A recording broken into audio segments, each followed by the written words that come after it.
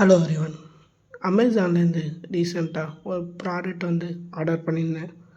அது என்ன ப்ராடக்ட் அப்படின்னு பார்க்குறதுக்கு முன்னாடி இந்த மாதிரி ப்ராடக்ட் சீரீஸ்க்கு நம்ம பேஜை ஃபாலோ பண்ணி சப்ஸ்கிரைப் பண்ணிக்கோங்க. என் இன்ஸ்டாகிராம் பேஜ் லிங்க் பயோவில் இருக்குது, செக் பண்ணி பாருங்கள். வழக்கம் போல் அமேசான்காரன் அவன் வேலையை காமிச்சிட்டான். அதாவது பேக்கேஜில் ஏன் இப்படி இருக்கானுங்கன்னு எனக்கு சத்தியமாக தெரில. பேக்கேஜிங் ரொம்ப மோசமாக இருக்குது.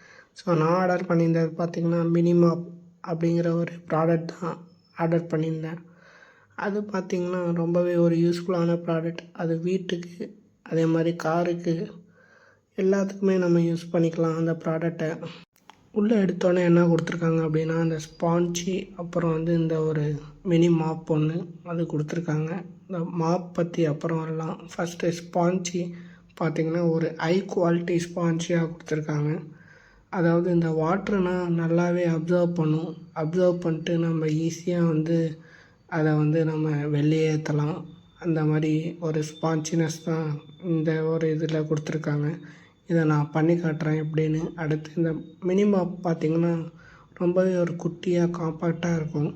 அந்த ரிங் மாதிரி இருக்கும். அதை பிடிச்சி மேலே இழுத்திங்கன்னா அது மேலே வந்துடும். அடுத்து இதை அப்படியே இதில் மாட்டிக்கிட்டிங்க அப்படின்னா அவ்வளோதான். அதை வச்சு நம்ம ஈஸியாக வேலை பார்க்கலாம். எங்கள் வீட்டில் இருக்க டைனிங் டேபிள் இது தான். இது எவ்வளோ அழுக்காக இருக்குது பாருங்கள். அதை எப்படி மாற்றிருக்கு அப்படின்னு இந்த மினிமாப் பாருங்கள்.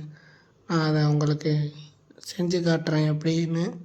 அதுக்கு முன்னாடி இந்த வீடியோ பிடிச்சிருந்தா ஒரு லைக் போட்டு சப்போர்ட் பண்ணுங்கள்.